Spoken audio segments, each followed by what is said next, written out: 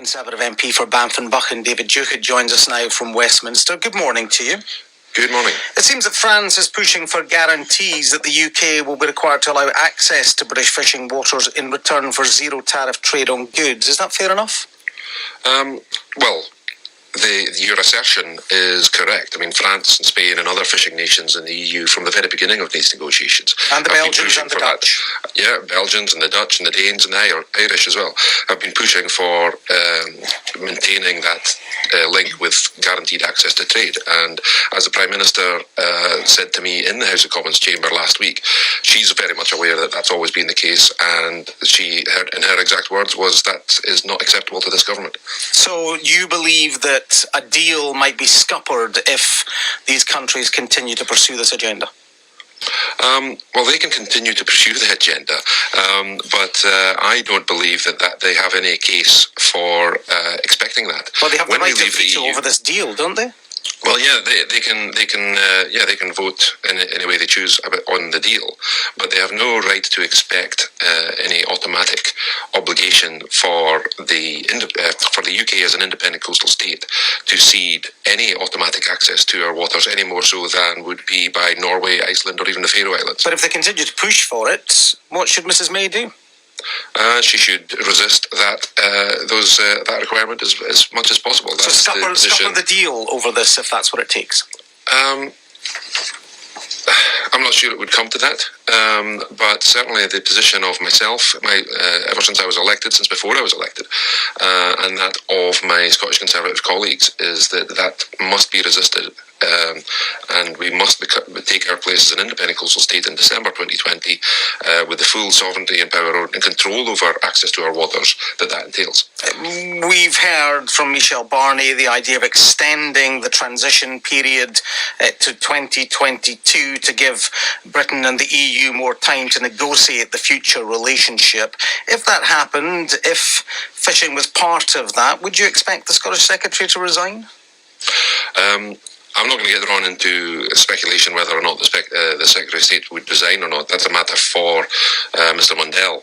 But on the subject of extending the implementation period, we've already, from the point of view of the fishing industry, from the Scottish Fishermen's Federation and ourselves, we already previously proposed a compromise where we would, where that implementation period would have ended 9 months after the Brexit date, just to allow that initial full calendar year as a transition, and we've already accepted that being extended by 12 months to the end of December 2020. I personally wouldn't be keen to accept any extension beyond that. And what should happen in those circumstances? Because David Mundell said that separate arrangements for Northern Ireland was a red line for him at one stage. That doesn't seem to be the case anymore.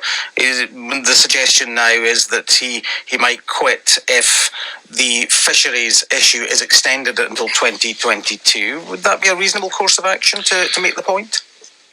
Well, like I said, that's a matter for Mr Mundell himself, but I agree with the sentiment of that. Certainly, on the Northern Ireland issue, I mean, that's a very complicated issue, and we're still reviewing what exactly that means, and we don't know what's going to come back from the Prime Minister's discussion in Brussels today. But if she gave way on this, what would you do? Would you quit the whip? I don't think I'd necessarily be in I'm not a member of the government. I'm not on the payroll. I don't have a position to resign from. But I would very much, as I respect Mr Mundell's position that he told us last week, is he wants to continue standing up for Scotland and Scotland's interest on not just on fishing but in all interests in these negotiations. And I would continue to do that for my constituents as well. So, in essence, you're all making noise at this point, but if the Prime Minister has to give way on this issue, that's as far as it goes. Well, like I said earlier, the Prime Minister's already given me verbal assurances. I've started, my colleagues and I have asked for written assurances along those same lines. And have you received those? Not as of yet, but we don't know what the final withdrawal agreement is going to look like, or what the final political declaration on the future agreement is going to look like yet. So I'm going to reserve judgment on what I vote for, what I don't vote for, until that process is complete. So you don't trust the Prime Minister's word, you'd like it written down. What would you like that assurance to say? Well, it's not that I don't trust the Prime Minister's word. But there is a lot of speculation going around about what might happen or what is written. There is a perception, at the very least, there's a perception of the wriggle room in what's written at the moment. But this is what happens in negotiations and in any kind of contract. Is there has to be some kind of compromise that kind of satisfies both sides, but then we have to there has to be some kind of space in there to move towards to give you an example, a lot of people have been getting concerned about this phrase "best endeavours." So that is actually a legal commitment, and that any side can challenge the other side of this negotiation if there's evidence that those best endeavours to ensure the overall agreement are not being followed. Ahead of the Prime Minister's meeting with the First Minister, you said that Nicola Sturgeon should make clear the Scottish Government won't tolerate EU countries trying to claw back control.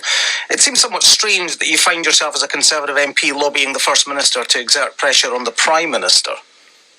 Well, it wasn't so much. No, it wasn't to exert pressure on the Prime Minister, but if the First Minister is having any conversation with the officials in Brussels, as she has been, then I would expect her to stand up for Scotland in the same way as we are. But when we're told that you and your 12 colleagues exerted a huge amount of pressure at Westminster? Well, we exert as much influence as we possibly can in the interests of our constituents. Labour are calling for more fishing quotas to be given to smaller boats after Brexit. Would you go along with that? Well, that will actually be an issue for the devolved administrations. At the moment, the fisheries bill, as I heard earlier in your report, is going to be debated this afternoon. I'll be speaking on that.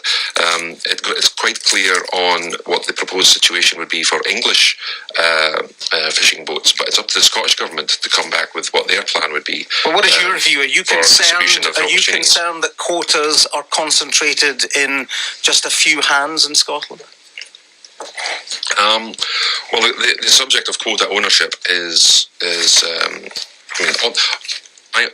a conservative, I believe in the right of property ownership. So I certainly wouldn't advocate the nationalisation of quota to take quota away from. I don't think that's what Labour are saying. Labour are saying more fishing quotas given to smaller boats after Brexit. The feeling is that at the moment things are concentrated in too few hands. Is that something that you share? What I believe Labour are talking about, and others, including those amongst my own party, are what would happen to new opportunities that would come out of us leaving the EU, leaving the common fisheries policy, and getting a fairer share of our own waters. So when those new opportunities would need to be distributed, not just among the smallest boat owners, but as some kind of share that would have to be discussed and agreed among those who already own quotas as well. David Duguid, Conservative MP for Banff and Buchan, thank you very much for your time this morning.